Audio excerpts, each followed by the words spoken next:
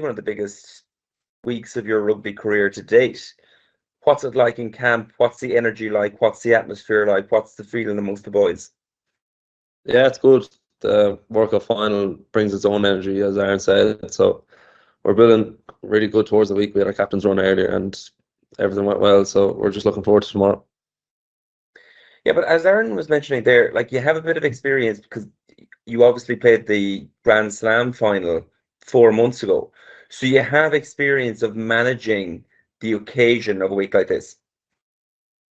Yeah, absolutely. It's pretty similar to the week before, but or the week of the England game in the Six Nations, just building well and not or just taking every day by itself and not really thinking too much towards the game on the weekend. So that's pretty much it. Well, that was actually my next question because a lot of teams embrace techniques like visualization or manifestation, and they think about what it would be like to actually get there, to lift the trophy, to experience winning it. Have you allowed yourself, now that you've gone unbeaten in the tournament, that you've won a Six Nations, to think about what it would be like to become the best team in the world? Yeah, absolutely. I'd be lying if I hadn't said I haven't thought about it. But a big thing with our team is being moment focused. So even tomorrow, we'll take every play at a time, and we won't get too fixated on the end result. We just go through a process right. We'll hopefully come out the right end of it. Okay, so speaking about being moment focused, in the South Africa game, the second half really impressed me because you were able to kick on and find a different level of performance, which resulted in a comfortable enough win in the end. What do you take from that second half, that if the score is against you or if you're tied against France tomorrow, that you know you have a level that you can ascend to and kick on through? Yeah, with being more focused is the main one. Kind of no matter what happens, it's always on to the next play and having trust in your teammates. I think we're nearly all best mates then or at this stage now. So knowing the lad next to you is going to do his job makes you want to kick on even more. So that's kind of really helpful for our team anyway. So in game, where does that come from? Are you talking to each other, or is it stick to the plan, or is it come on lads, we need to be tighter here, or how does that level kick up, if you know what I mean? It, it's not really kind of something that you'd point your finger towards saying that's what we have to do. It's if someone makes a mistake, you pick them up and pat them on the back. If someone does something good, you do the same thing. It's kind of just moving on every moment. It's nothing too deep really into it. It's kind of does what it says in the tin, really. And then the prospect of facing France, you've beaten them in Cork earlier on in the Six Nations earlier on this year.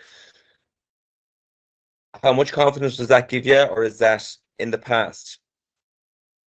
You can take certain things from the game, especially, but since it's in South Africa and we don't have a home crowd, that changes it. And different personnel on both teams obviously changes it. But the main thing is the World Cup final, and not that was the second game in our Six Nations campaign, so you didn't know how big it was going to be. So the World Cup final kind of changes things like that. And where do you feel the key to unlocking that French defence is going to be this time around? Just sticking as a team, no one going out the system, and just doing your job. Okay, good luck. I hope it works tomorrow. Thanks a million. Cheers. Thanks, Joe. Good luck. Anyone else want to come in on live? Murray? Hey John, how you going? Murray Kinsa here. How you getting on, Murray? I'm very good. Hope you're well. I suppose at this stage you probably have bragging rights over your brother. Both of you have a Grand Slam, but you've obviously got this one now. Yeah, I have to win it first now to get the ultimate bragging rights. Yeah, of course. How's the support been like from him and I suppose the rest of your family over the course of the last while? Yeah, my mum and dad actually flew in only yesterday, so I got to meet them for the first time. It's probably tough watching the other lads after the games going up to their parents, and I just have to watch them and go into the dressing room afterwards. But yeah, it's brilliant that they're over, and I've been on the phone to Matthew every day, talking to him, not even about rugby, just about what he's getting on. It kind of takes my mind away from it, but he's been a big sport as well. Class. Nice that your parents timed it so well. Yeah. Like, are you aware of the kind of flood of support back here? Lots of people talking about the Ireland under-20 team, of course, with the kind of success you've had so far, but are you very aware of that? Yeah, absolutely. You get texts every other day from people you wouldn't even think would be watching your games, and you'd see other things on social media, and people giving you support. And as Dundo said, the support over here from the locals even is pretty special. So yeah, we kind of feel everyone's support, and we're thankful for that. That's brilliant. It's been a really settled team on the whole, but obviously in midfield it's changed for you with a different Hugh alongside you. How's that been getting used to that? Yeah, like Hugh Cooney, it's fortunate that he had to go home. He's a really special player as well. But for our team, it's kind of one in, one out, and Hugh beside me, I'm really good mates with him, so it's kind of that helps as well. Being another Connacht man, and he's just as good as a player, so it's not really much of a difference. But it's pity Hugh isn't here with us today. Like as I said, it has been a very kind of familiar team the whole way through. How much does it feel that way? You know, that you know each other's thoughts and next moves kind of instinctively now.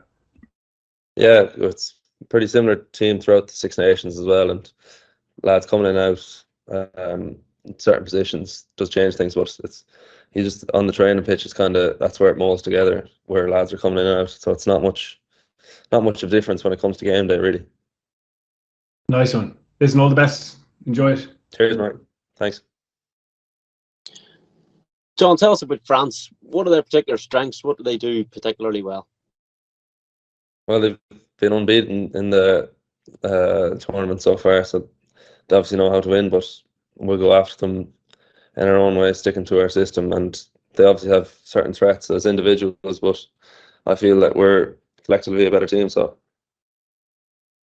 how have you guys improved? What have you seen yourself that's got better over the course of the tournament? we're probably just more connected as a team compared to Six Nations. If watching back the games in the Six Nations, you'd think it's nearly two different teams, how much we've improved in certain areas. You can't really point a finger towards one thing in particular, but just collectively we've come together much better on and off the pitch, and that really helps us, I think. How much are you soaking up the experience off the pitch together to like being around in South Africa? Yeah, it's brilliant. Like the first probably week and a half went pretty slow, and you're taking things day by day. But now, since you're only a few days left, once we're over here, what lads are saying, like, you'll really miss everyone, coaching staff, backroom staff, and all the players as well. So in a few days it'll be all over. So we're trying to relish that the last few days together. How's the steak out there? Steak, yeah, that's pretty nice. I had one last night with my family. It's lovely, yeah. Enjoy, good luck. Cheers, Gavin.